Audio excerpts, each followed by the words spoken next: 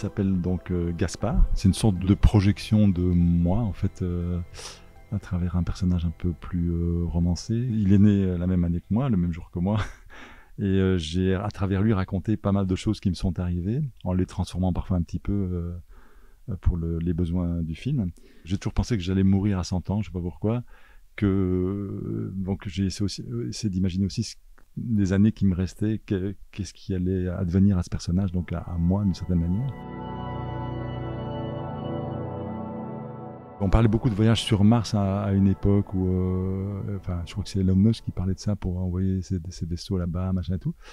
Et du coup, l'idée qu'une personne, enfin que l'humanité puisse émigrer, en fait, quitter la Terre, ça faisait partie un peu de cette idée de fin du monde, en me disant bon ben on arrive un petit peu à un endroit de l'histoire de l'humanité, on se dit tiens, enfin en tout cas depuis 14-18, l'idée que l'humanité puisse disparaître est dans notre inconscient collectif. Et donc l'idée de quitter la Terre, ça fait partie aussi des choses dont on parle beaucoup, et quand on parlait des voyages sur Mars, c'est dans cette idée de fuir la Terre.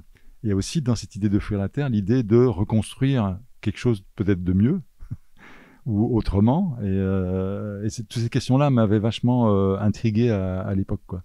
Alors j'ai pas eu le temps d'explorer tellement cette partie sur qu'est-ce qui pourrait se passer si les humains émigraient réellement sur la planète Mars.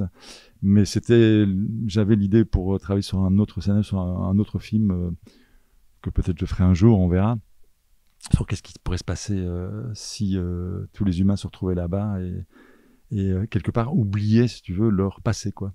Et donc l'idée du personnage de Zeria, qui est l'autre personnage principal du film, est née de là en me disant tiens, si l'humanité migre là-bas, il y a des gens qui vont naître là-bas sans avoir jamais connu la Terre.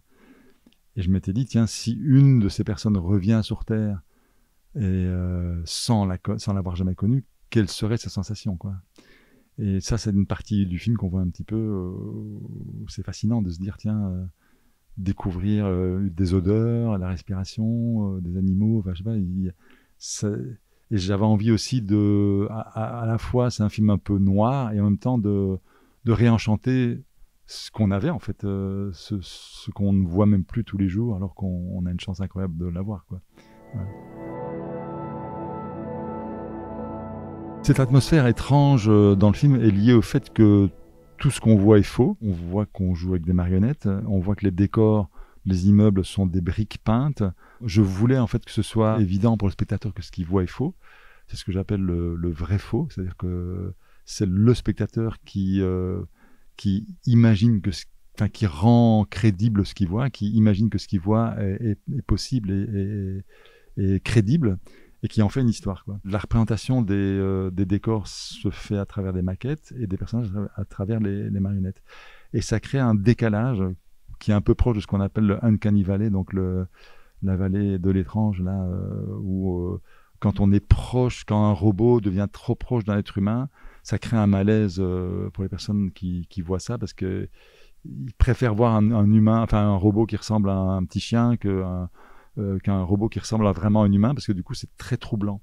Et en travaillant sur les marionnettes comme ça, je flirte un petit peu avec ces limites-là, ce qui fait qu'il y a un effet d'étrangeté qui à la fois fait que les marionnettes en fait ont un double mouvement. À la fois on projette plus presque sur une marionnette que sur un être humain, parce que c'est comme une page blanche, on peut projeter les émotions qu'on veut.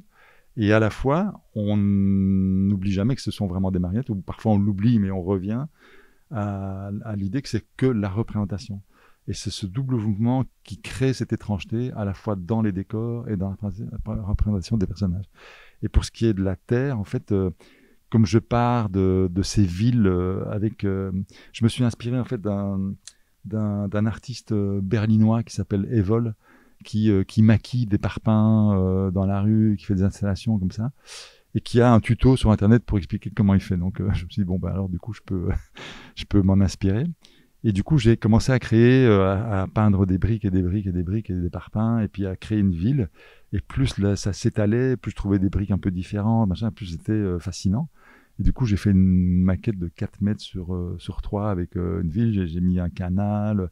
Puis on a commencé à balancer de la fumée. Et puis après, on a laissé vieillir les briques. Il y a de la mousse qui vient dessus. Et après, il y a cette même maquette qui est abandonnée après que les humains aient quitté la Terre. Et là, je me suis inspiré un petit peu de ce qui se passe en vrai sur Terre. Hein. Donc, j'ai visité ce site-là au Cambodge où on voit les temples sont recouverts de végétation, etc. Je me suis vraiment inspiré de ces photos-là pour montrer que la Terre, la nature est vraiment reprendre le dessus sur la Terre et que finalement, quand on va partir, tout va redevenir très bien. J'étais déjà fasciné par les marionnettes dans des spectacles que j'avais vus au théâtre en Belgique et également évidemment dans les films, genre les Frères Coué que j'adore et aussi, enfin bon, pour l'instant il y a pas mal de courts-métrages de marionnettes qui se font, qui sont assez extraordinaires. Du coup, je me suis inscrit à un stage pour apprendre à fabriquer des marionnettes avec une Belge qui est d'origine slave, qui s'appelle Natacha Belova, et qui fait des spectacles de marionnettes et qui fabrique les marionnettes et qui fait des stages d'apprentissage. Et en fait, donc, les techniques de fabrication que j'utilise moi, c'est à partir du thermoplastique. Donc, d'abord, je sculpte les têtes en terre glaise. Je les laisse sécher un petit peu pour que la terre glaise se ramollisse pas trop. Et ensuite, je recouvre d'une feuille de thermoplastique que je fais fondre avec un petit canon à chaleur comme un sèche-cheveux un peu plus puissant. Et c'est assez précis en fait. Et en général, je mets une couche ou 2 couches et j'arrive à obtenir quelque chose d'assez proche en fait de la sculpture. Ça garde pas mal les détails, les petites rides, les choses. C'est assez intéressant. Je fais des trous pour la respiration parce que sinon les acteurs étouffent. Alors soit ce sont vraiment des marionnettes qui sont manipulées à la main ou avec des fils quand il s'agit d'enfants, des personnages d'enfants dans le film. Soit ce sont des marionnettes avec des têtes de marionnettes sur le corps des acteurs qui sont ensuite maquillées à l'identique de la tête et qui travaillent à l'aveugle. Et donc, je les dirige, ils voient rien et ils entendent très mal. Donc, je les dirige à la voix et du coup, ça fait un truc un peu maladroit qui fait que ça matche très bien avec les marionnettes qui sont manipulées directement. J'ai aussi fait quelques marionnettes avec du latex à partir du moule du thermoplastique. Je faisais couler du latex à l'intérieur. Et du coup, ça me refaisait une tête vraiment identique. Donc, j'avais 2 possibilités, soit de latex, soit thermoplastique. Et le latex me permettait de bouger un tout petit peu le visage. Quand je le mettais sur la tête d'un personnage, s'il ouvre la bouche, ça ouvre un peu la bouche. Et ça m'a permis de faire quelques éléments, quelques instants de dialogue dans le film, quoi. Mais la partie la plus difficile pour moi, c'était les clignements d'yeux. Et là, c'est pas du coup avec un comédien qui est à l'intérieur, c'est vraiment la tête de la marionnette qui est manipulée de l'intérieur. Et où en fait, j'ai dû créer, parce que j'ai tout fait moi-même, un système avec du fil de fer, avec du tissu de maillot de bain, en fait, couleur chair, pour faire des clignements d'yeux. Et là, c'était vraiment bien galère, quoi. J'ai souffert, mais j'ai trouvé finalement des moyens de le faire, mais c'était compliqué, quoi.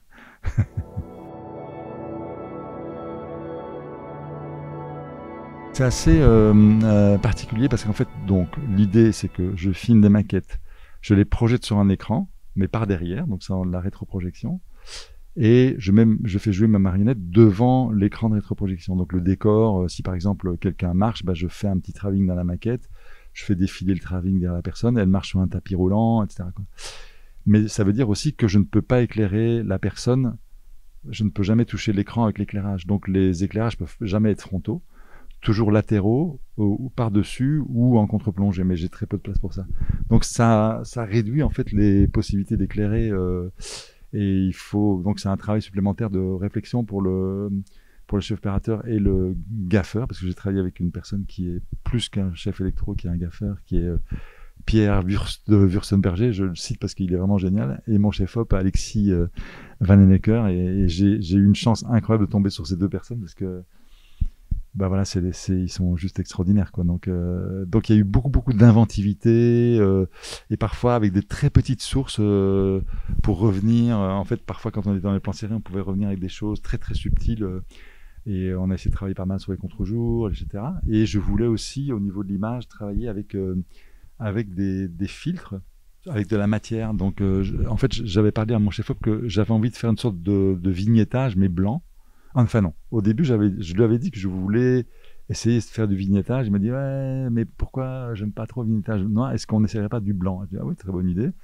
Et du coup, on a fabriqué plein de petites plaques en verre comme ça, sur lesquelles on a posé, si tu veux, différentes matières. Ça peut être de la vaseline, parfois du maquillage blanc, parfois des petits cristaux, des choses comme ça pour faire des flares. Enfin, tu vois, on a essayé plein, on en avait plein de sortes différentes, parfois des striés, parfois avec des ronds. Enfin, on a essayé plein de choses comme ça, ce qui fait qu'il y a pas mal de parties de l'image qui sont un peu floues, un peu comme quand on utilise des objectifs à décentrement. Et c'est un truc que j'aimais beaucoup parce que quand on est dans la mémoire, dans le souvenir, bah, c'était intéressant qu'il y ait des parties floues dans l'image, que ce soit pas qu'on vienne un peu, qu'on a l'impression de venir de loin en fait dans l'image, quoi.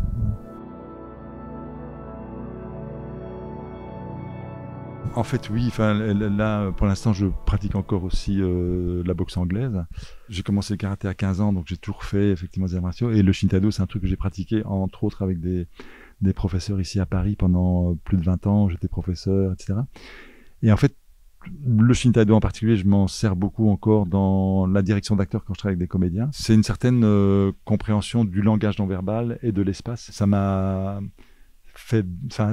permis de développer, si tu veux, une certaine acuité, une certaine conscience de ce que représentait le langage non verbal. Et dans les marionnettes, c'est hyper important parce qu'en fait, je n'avais pas d'autre langage que celui-là, puisque ça se joue sur des petits mouvements du corps, de la tête, et que j'avais très très peu d'expression faciale, puisque les marionnettes sont quasi neutres, elles bougent quasi pas. Donc effectivement, l'espace est extrêmement important. Et en plus, pour la mise en scène de manière générale, ce qu'on appelle le blocking, enfin la mise en place, le découpage, je pars du langage non verbal aussi, quoi. Donc je me dis toujours, bon voilà, c'est quoi la situation des corps dans cette situation-là? Est-ce que les gens sont face à face, côte à côte, l'un derrière l'autre? Est-ce qu'ils sont en quinconce? Est-ce qu'ils se tournent le dos? Comment est-ce qu'ils bougent les uns par rapport à l'autre? Donc tout ça est très très important, ouais. Donc effectivement, je pense que c'est pas par hasard que les arts martiaux, et en particulier le Shin-Tae-Do, m'est intéressé. Parce que j'étais intéressé déjà par ça dès le départ, et ça fait vraiment partie de mon travail, quoi, le langage non verbal et la mise en place de la mise en scène à partir du langage non verbal. Ouais.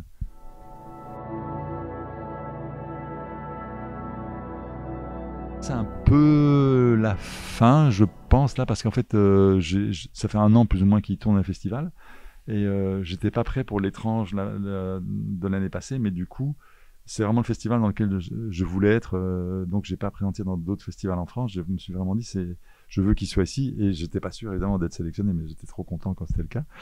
Mais du coup, j'ai fait d'autres festivals avant. J'ai fait l'Offscreen à Bruxelles, donc c'est au Cinéma Nova, qui est un festival génial, mais de la même qualité que ce qu'il y a ici. En fait, c'est assez proche comme festival, très très très pointu, super intéressant. C'est mon festival de prédilection en Belgique avec le BIF, etc. Et puis après, j'étais au Nouveau Cinéma à Montréal, j'étais à Tallinn. Enfin, j'ai fait quand même quelques festivals un peu plus underground, quoi, plus parallèles. Et j'en ai fait pas mal, quoi. Le film a obtenu quand même pas mal de prix dans le monde jusqu'à présent. Donc, et j'ai eu une sortie à Bruxelles. Petite sortie, évidemment, c'est un film de niche, hein. Et en France, je sais pas du tout si... ça me semble un film difficile à distribuer parce que le format est pas évident, c'est 1h01. Et puis voilà, c'est quand même très particulier comme univers, quoi. Donc, avec les marionnettes, les maquettes et tout. Donc, on verra. Si quelqu'un est intéressé, je serai très heureux, mais c'est pas encore le cas.